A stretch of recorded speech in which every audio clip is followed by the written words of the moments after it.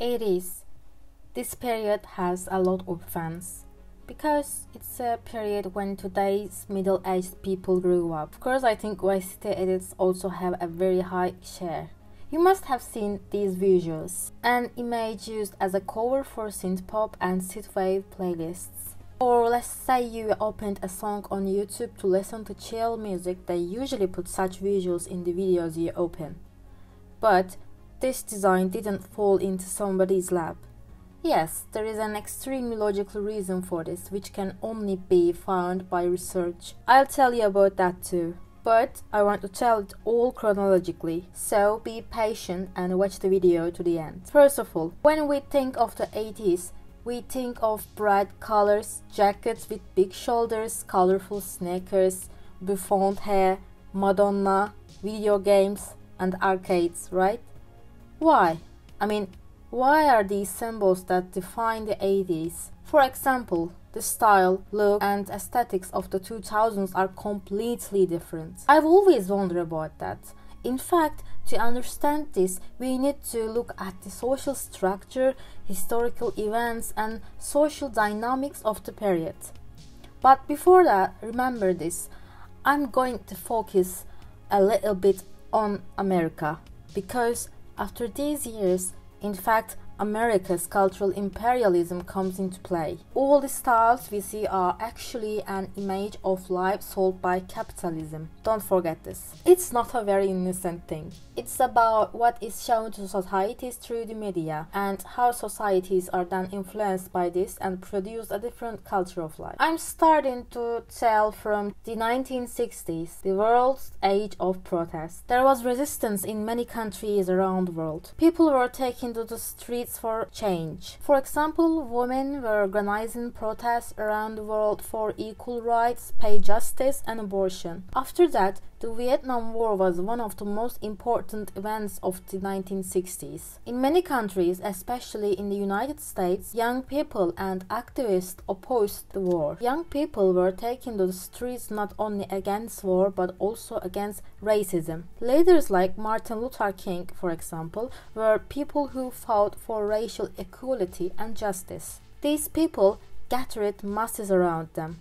At this point, I want to talk about black rights and racism, because the voice of these communities is very important for changing the dynamics of societies. Slavery officially ended in America in 1864, but in the South, segregation continued officially under Jim Crow laws. Let me tell you these laws are. I'm talking about things like separate schools, separate buses, separate public restrooms. As you may have seen on social media, there are a lot of photos from the period. Or you can see this when you watch TV series about that period. For example, there was such a scene in series 11/22/63. So, 60 years ago, they were discriminating against black people in this way. Whereas modern times, I'm not talking about the 1600s. That's when our family was born. In fact, there is the Rosa Parks thing. It's a very well-known phenomenon. You know, the black girl on the bus who wouldn't give up her seat. Type this into Google and it comes up directly. Anyway, in short, on that bus, a white person couldn't find a seat in the white section, so he asked Rosa Parks, who was sitting in the black section, to get up from her seat and give him a seat. The driver warns her to get up, but Parks does not move. She is arrested and imprisoned. Subsequently, because of this incident, black people do not take buses. They walk everywhere on foot. They organize protests. So it's very different from today. All over the world, there was a youth culture that easily floats the streets. The movie The Dreamers is about those times. There is a well-known line, books, not guns, culture, not violence. People are revolting because of the wars that governments decide on, because of the way they treat certain social groups. They were on the streets for 20 years saying, we want freedom, we want peace, we want rights. In the late 1960s, with the passage of civil rights laws in the United States, the legal basis for Black Americans to exercise their basic rights and to exist on a more equal footing in society began to emerge. The legal struggle against racial discrimination has of course continued during these years. Social change happens over time, as you can imagine. African Americans become more visible in society during the 1970s and 1980s. Imagine, it was with the movie Rocky that a black actor started to appear as a leading role next to a white actor.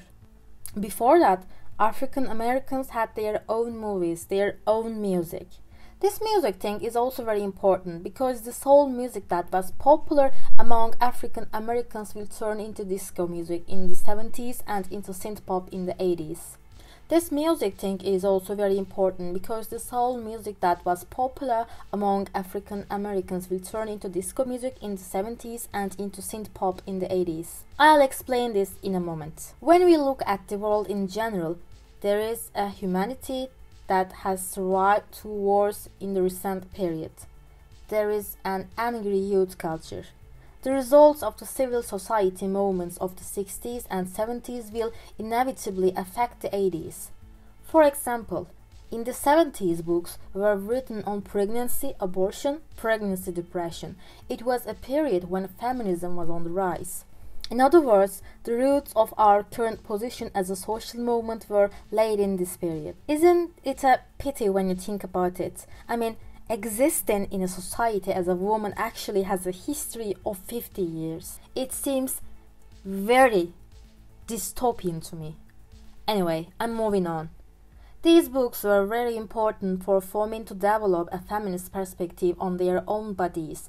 Moreover, compared to previous periods, the 70s were years in which women's place in the labor force gained more momentum than ever before. As women gain influential positions in the workplace, fashion designers are adding shoulder pads to suits, thereby promoting women's empowerment. That's where the shoulder pads come from.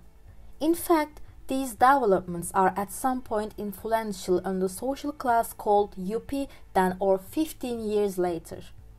Let me talk a little about this new rising social class, a new upper middle class that prefers expensive brands, looks prestigious, and loves luxury.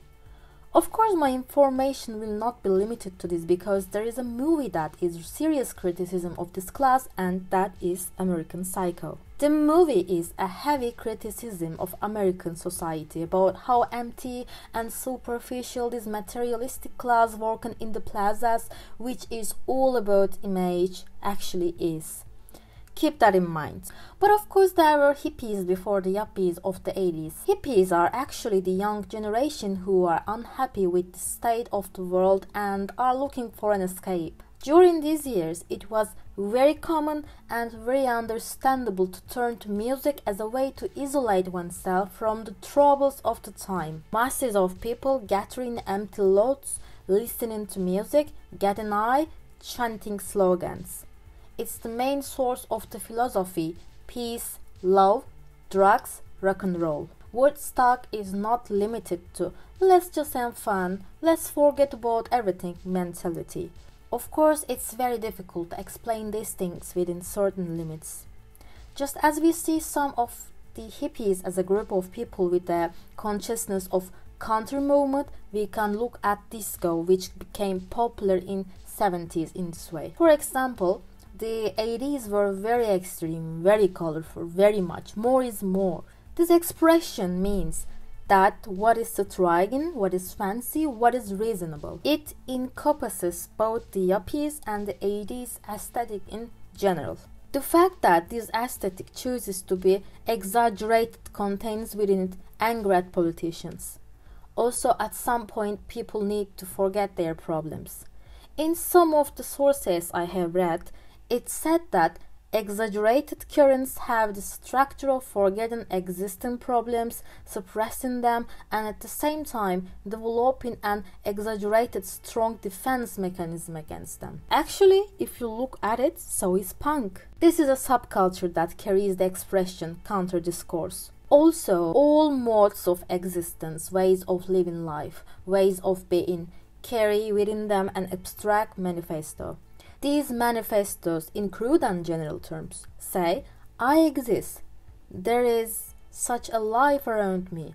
I am reacting to this life, and this reaction has led to such an expression in me. I produce such a form, I produce such a reaction to what I witnessed around me. If you see all the genres like this, it will be much easier to understand.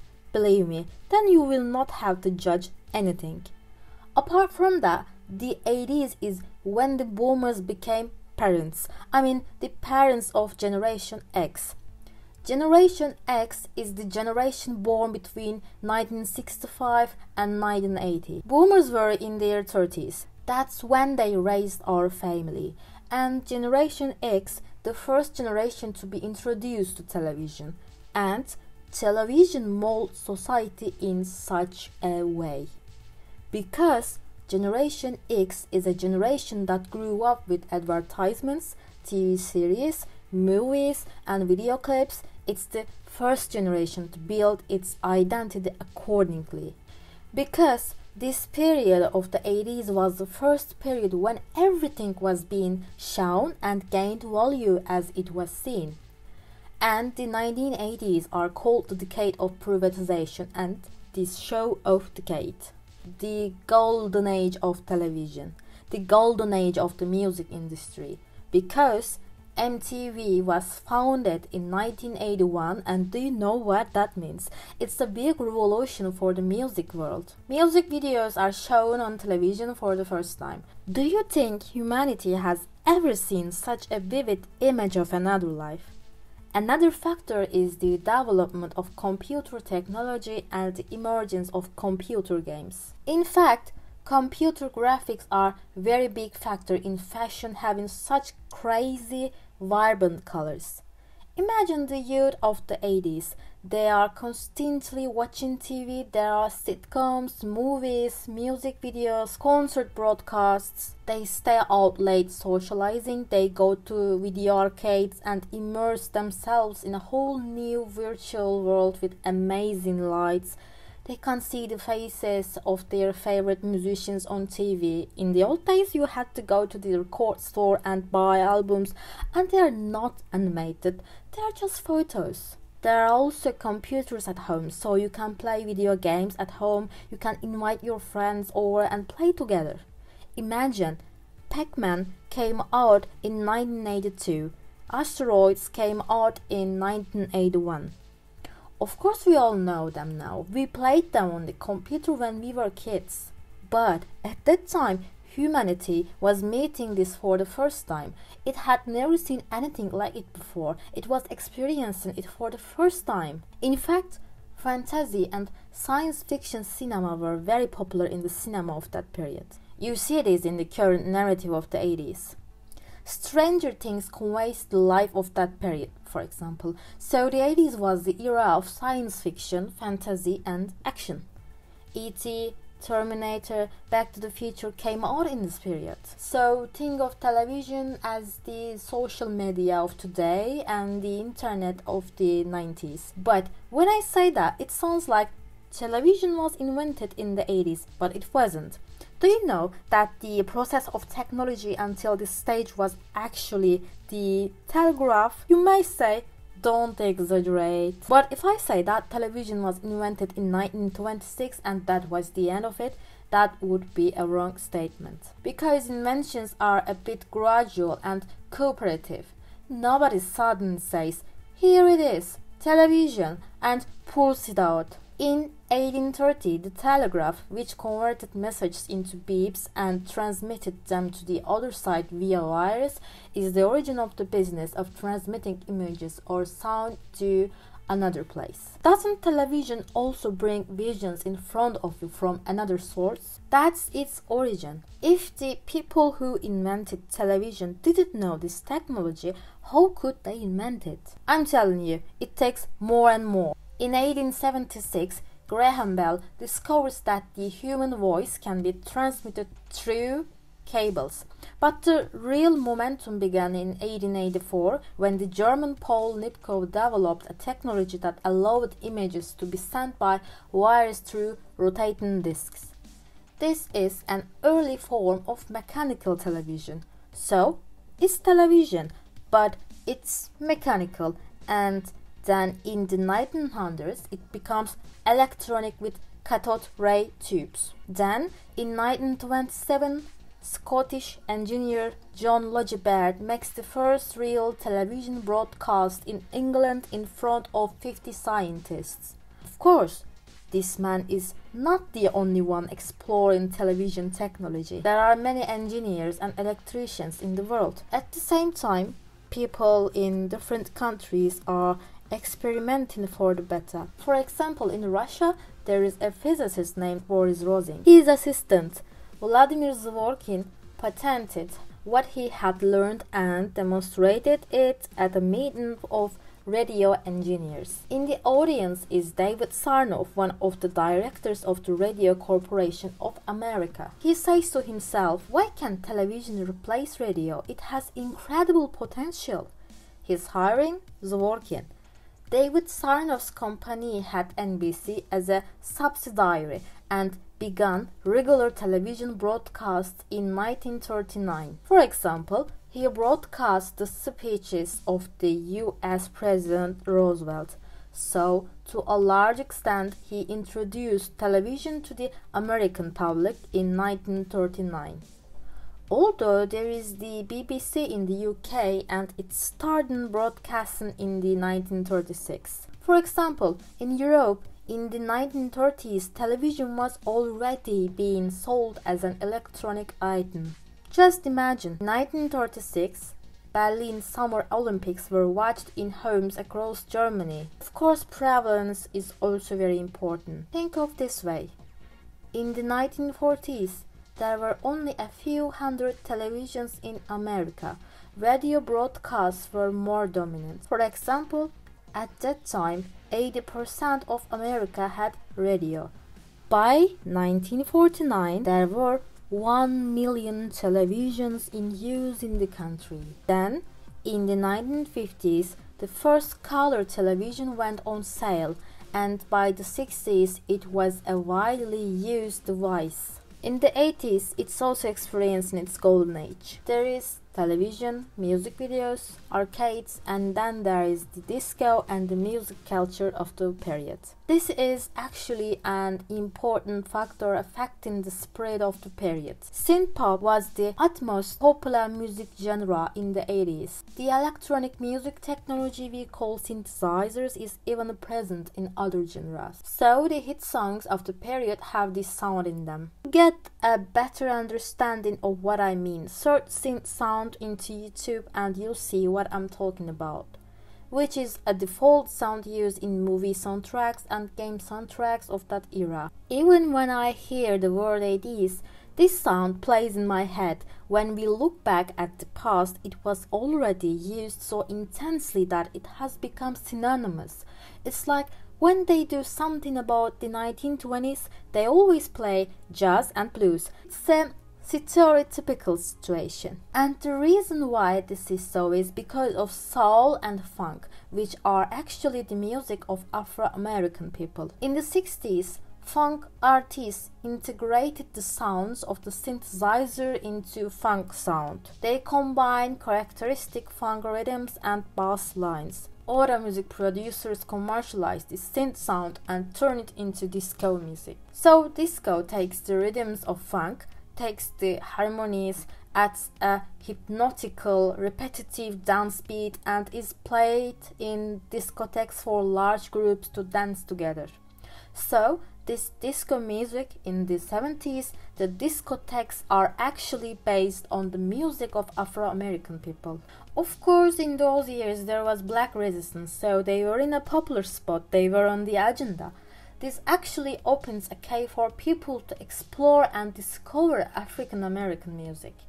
Whereas the discovery of the synthesizer is much older. I already explained this in depth in my video Rave Culture. So, this technology works for both funk music and electronic music. I want to talk about the early foundations of the synthesizer, namely the theremin and the telharmonium. Though these instruments are not as handy as a piano or guitar, so when these instruments were first discovered in the 1920s, they were the size of a room. Then, modern synthesizer technology develops in the 1960s. Robert Moog developed the Moog synthesizer in 1964. It then becomes easier for other musicians to apply this technology. The synth sound is in the disco music of the 70s. The most obvious example of disco music is the Biggie's Stayin' Alive. This song is one of the icons of the disco wave, and in this song you hear the synthesizer. Then, Michael Jackson's Don't Stop Till You Get Enough is another hit with funk and disco influences. Then, the synth sound starts to appear in many of the hit songs of the 80s era. Let me give you an example of songs that might be playing in your head right now. I mean the ones that will come straight to your mind. Take On Me, Billie Jean, Sweet Child O' Mine, and think about it, normally this is a rock sound, but at that time the synth sound was being integrated into all kinds of music. The synth at the beginning of the Sweet Dreams, for example. By the way, don't think that synth only existed in the 80s, because there are internet movements and music movements that are trying to keep those periods officially alive. I'm talking about synthwave and vaporwave. Both of these movements reflect the aesthetic of the 80s and 90s. They have different release periods, for example. Synthwave emerged in the mid-2000s. It focuses on the themes such as retro video games, sci-fi movies, and soundtracks, synth-pop music of the era. Vaporwave is a genre that emerged in 2010s and takes its aesthetics from the 70s to the 2000s, while vaporwave is more limited into the 80s. When you type vaporwave into Google Images, you see the graphics of sunsets, grids, and palm trees. Over time, this has turned into a visual identity that actually tells the story of the 80s. It's also based on the popular game Outrun. In Outrun, a car racing game, there are sequences where you drive into the sunset, the setting sun on the endless horizon and going towards that horizon, which is one of the main identities of the vaporwave aesthetic. So to summarize, the graphics we see in vaporwave actually come from the game of the period. But another thing we have to pay attention to is that neither of these two moments is a perfect reproduction of the 80s, a perfect copy of that period.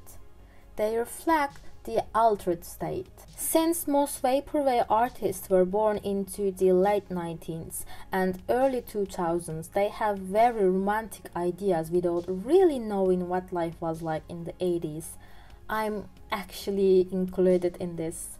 It was even said, I came across it in the sources I researched, they feel a sad loss for an age they don't know how it really was, and this loss makes their art even more impressive. That's why Kavinsky's song Night Call was a big hit in the synthwave world, because it's the perfect definition of its kind. And the point is nostalgia, which people love, even huge masses of people love. Also, most of the reels music we come across on Instagram is synthwave. You know that Sigma male where we always see Patrick Batesman's face. There is a song that is always used in their edits, The Perfect Girl. For example, this song is synthwave, and I actually explain the story of this type of song throughout the video.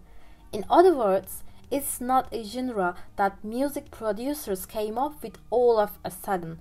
It has a historical development. It has been tried in history in other examples, and it gave the 80s its oral form.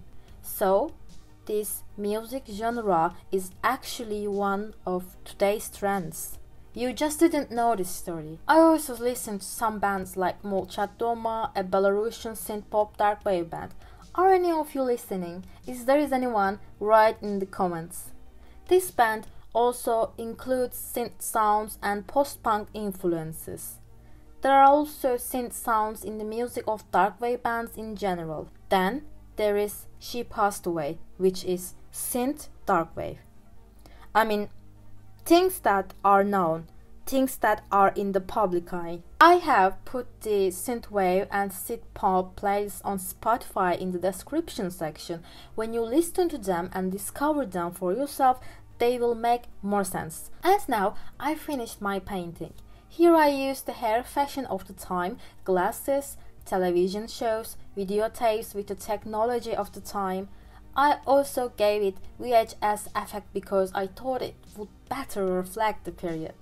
This effect is actually the image distortions in the VHS video recordings of the period due to the technological imperfections of the time, like grain and noise in old photographs. In other words, these are very common effects today to make an image look like it was shot in the past.